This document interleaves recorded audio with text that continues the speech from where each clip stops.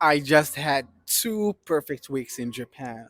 I mean, I had so many first times. I had just great time. And I want to share with you a perspective on how to make the best of your trips. I learned from a backpacker a very interesting mindset. He told me that when we travel, we are not looking for home. We are, in some sense, looking for the unknown and running away from home because we got tired of that routine, of that monotonous lifestyle. And so we wanted to see something new. However, most of us unconsciously follow the conventional way of traveling, which is the main thing that we think about, and most of our savings are spent on accommodation because we think about hotels. Is it in the center? Is it this? Is it comfortable? Is it this? Is the pillow nice? Is the sheet this?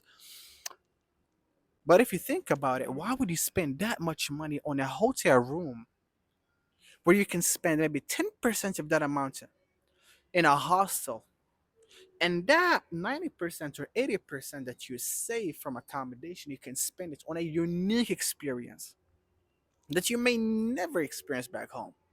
Because sleeping, you will go back home after 1 week or 2 weeks and you get back, you get to sleep again in your favorite bed on your favorite pillow, right? And as a matter of fact, you may even miss them.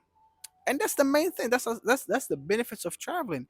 You will miss the people that you were tired of. You will miss the things that you were tired of. That's how you should feel after you travel. But also, you need to feel that you got rich after you travel in terms of your knowledge and experiences. And you feel that you need to get that extremely big boost of energy. You feel like, oh my God, like I had the best time of my life. And that is never thanks to a hotel. It's thanks to these experiences are unique.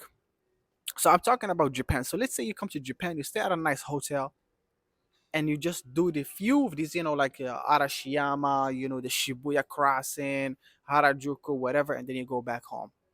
Yeah, you've seen a little bit of Japan, but so you will, your story, your interests in stories, and your interests in experiences are staying in a nice hotel. Nobody cares about the hotel if it's not like some exceptionally unique hotel. Nobody cares, and you will not feel that you got that great time because you want to sleep in a different setting. You want to challenge yourself. You want to grow. You want to develop. You want to change. You want to know your limits on one hand. And on the second hand, how about to go and watch a sumo game in Japan? Wouldn't that be amazing? You will learn something about a new sport. You will have this beautiful experience. You will have these stories.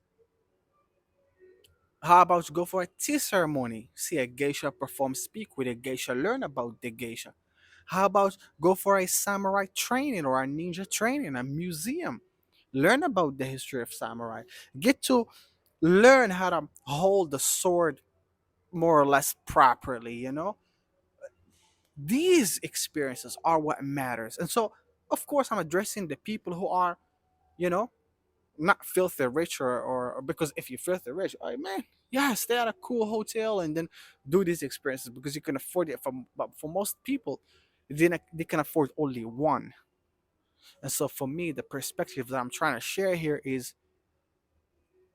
spend, invest your money on new experiences as well make you feel alive. This make you feel like, oh, you had the best time of your life. You did, diving or like skydiving or something very interesting, something super cool. You did your first surfing course.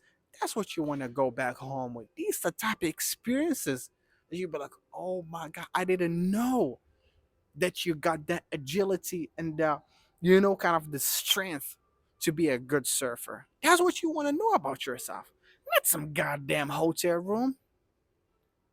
I stayed here in Japan and I had my own room, but I looked for this the cheapest room possible. And there are these traditional Japanese rooms where like on the floor they have tatami. It's a super Japanese thing. I really love that experience. Very simple rooms, extremely cheap. And for myself, so like it's a good balance. Even if you feel that you are not very adaptive to be in a dorm with another 7 people or so, you still can look for really cheap rooms. But as I said again, even You got to try the dorm. You got to try different things. That's what we look for. Otherwise, why not stay home, right?